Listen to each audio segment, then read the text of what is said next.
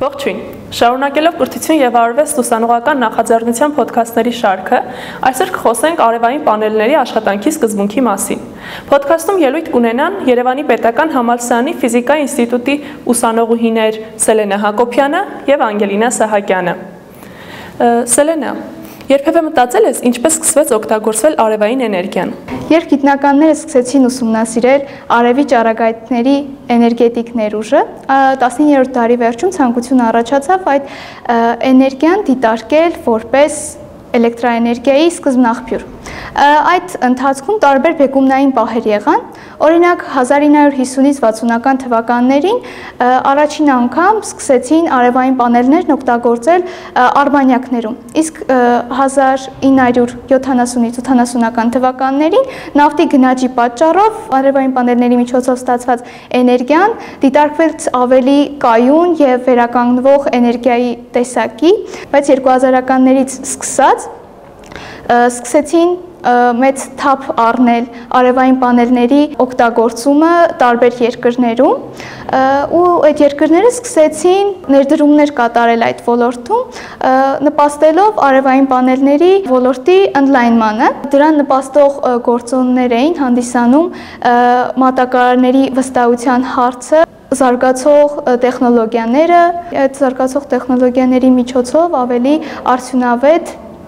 և էժան էլեկտրաէներգիա ստանալու գաղափարը։ Հին ժամանակներում արևային էներգիան ևս օգտագործվել է։ Արևային էներգիան օգտագործում էին ավելի պարզ տեխնոլոգիաներում,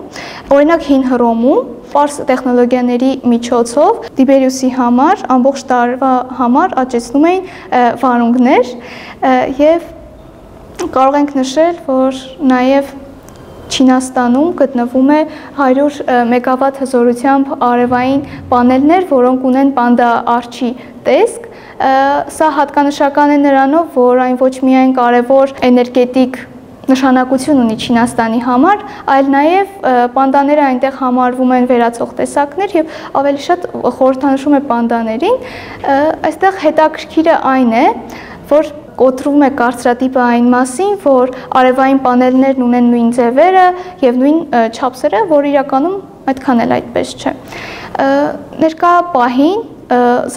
ոլորտը զարգանալով հասել է այն մակարդակին, որ արևային էներգիայի քանակը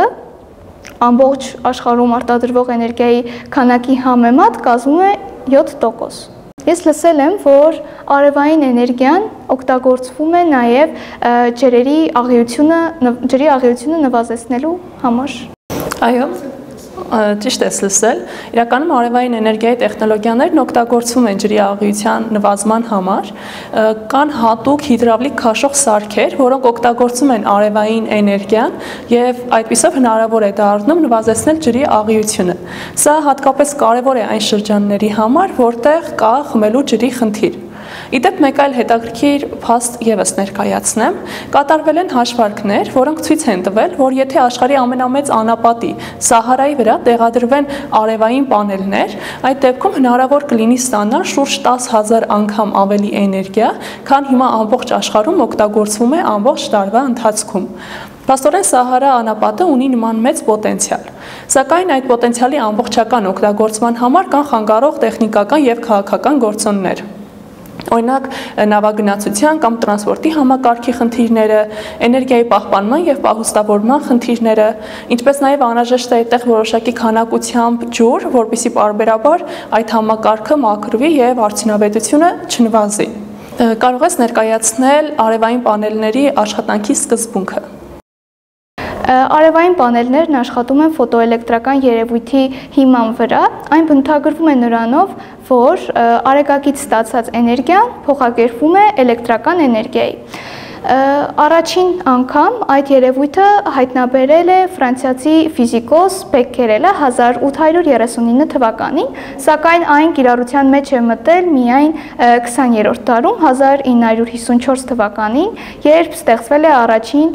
սիլիցիումից պատրաստված վահանակը, որի արդյունավետությունը կազմում էր 6%։ Եթե համեմատենք ներկայիս տվյալների հետ, ապա ներկայումս օգտագործվող արևային վահանակների արդյունավետությունը կազմում է 20-ից 25%։ Որոշ լաբորատորիաներում կան մոդելներ, որոնց արդյունավետությունը կազմում է 40%։ Արևային պանելների հիմնական բջիջը, հիմնական բաղադրիչը ֆոտոէլեկտրիկ բջիջն է, որը կազմված է կիսահաղորդչային նյութից, հիմնականում սիլիցիումից։ Ու լինում է երկու շերտ, առաջին շերտը N տիպի շերտն է, որտեղ շարժունակ էլեկտրոնների քանակը գերազանցում է շարժունակ խոռոչների քանակին, իսկ երկրորդ շերտը N տիպի շերտն է, որտեղ շարժունակ էլեկտրոնների քանակը զգալիորեն պակաս է շարժունակ խոռոչների քանակից։ Այսպիսով մենք գիտենք, որ ֆոտոնը լույսի փոքրագույն մասնիկն է եւ իր մեջ ներառում է էներգիայի նվազագույն չափաբաժինը։ Այսպիսով ֆոտոնը ընկնելով վահանակի մակերևույթին վերջինս կլանվում է սիլիցիումի էլեկտրոնների կողմից եւ սիլիցիումի էլեկտրոնները կլանելով այդ էներգիան կարող են հաղթահարել տեղայնացնող ուժերը եւ ակտիվորեն սկսել շարժվել սիլիցիումի մեջ ու առաջացնում են դրական եւ բացասական լիցքերի տարանջատում, որտեղից առաջանում է լարում եւ առաջացված լարման միջոցով էլ առաջանում է էլեկտրական հոսանք, բայց հենց այդպես էլեկտրական հոսանքը չի կարելի օգտագործել, որովհետեւ այդ ստացած էլեկտրական հոսանքը հաստատուն է,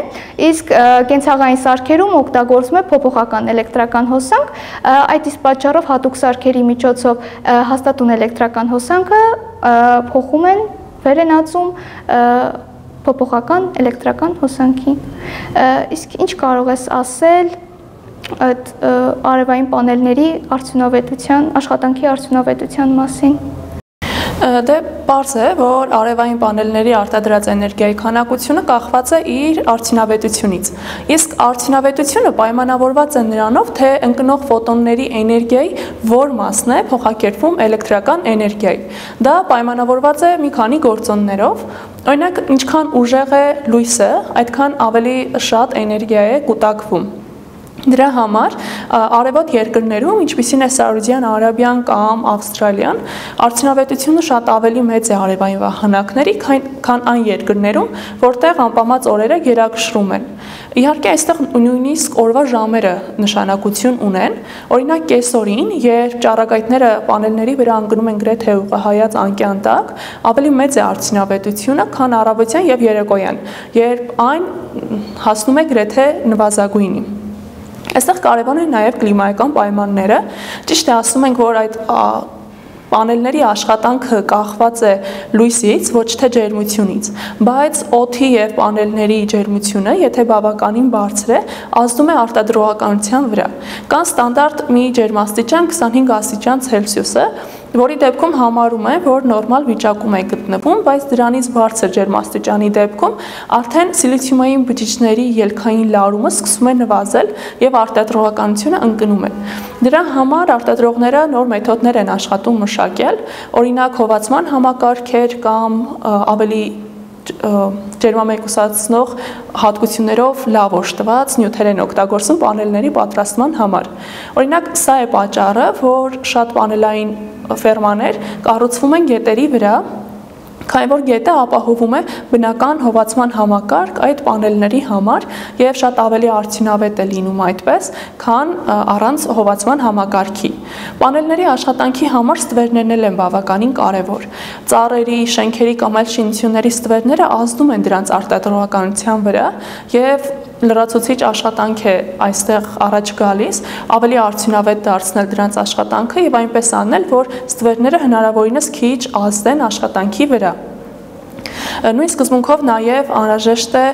կեղտից, ինչ-որ փոշիներից կամ երբ մարմիններ են գնում պանելների վրա, դրանցից ամբողջությամբ մաքրել պանելները պարբերաբար, որպեսզի իրենց արդյունավետությունը չընկնի։ Այստեղ եթե հիշում ես, պատմում էի, որ Սահարայում անհրաժեշտ է ջրի որոշ պաշար, որպեսզի պանելները պարբերաբար մաքրվեն, սրա համար է դա կարևոր, այդպես ավելի արդյունավետ է դառնում դրանց աշխատանքը։ Առհասարակ պանելների աշխատանքի համար կարևոր է ոչ միայն ընտրված նյութերի որակը պանելների համար, այլ նաև մյուս մասերի որակը եւ ճիշտ համակցված աշխատանքը, որպեսզի հնարավորինս մեծ էներգիա ստացվի դրանցից։ Իդեպ կարող ես ինչ-որ հետաքրքիր փաստեր պատմել պանելների մասին, որոնք կան աշխարհում։ Օրինակ Չինաստանը հանդիսանում է արևային էներգիայի արտադրման առումով ամենաառաջատար երկրներից մեկը։ Ըստ 2023 թվականի տվյալների Չինաստանում արտադրվել է 500 գիգավատ հզորությամբ արեգակնային էներգիա։ Բացի դրանից աշխարհում ամենամեծ արեգակնային պանելները գտնվում են Մարոկկոյում։ Իսկ գիտես, որ այդ պանելները նույնիսկ տիեզերական սարքերի համար են օգտագործվում։ Օրինակ միջազգային տիեզերական կայանը օգտվում է արեգակնային պանելներից ստացված էներգիայից։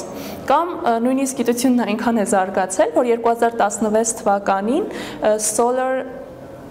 Impulse 2 ինքնաթիռը կարողացավ շուրջերկրյա ճանապարհորդություն կատարել ոչ թե վառելիքից ստացված էներգիայի հաշվին, այլ ամբողջությամբ արևային էներգիայի հաշվին։ Շատ հետաքրքիր է։ Դե ինչ, այսօր խոսեցինք արևային պանելների աշխատանքի սկզբունքի մասին։ Հուսով եմ այն հետաքրքիր էր ձեզ համար։ Շնորհակալություն։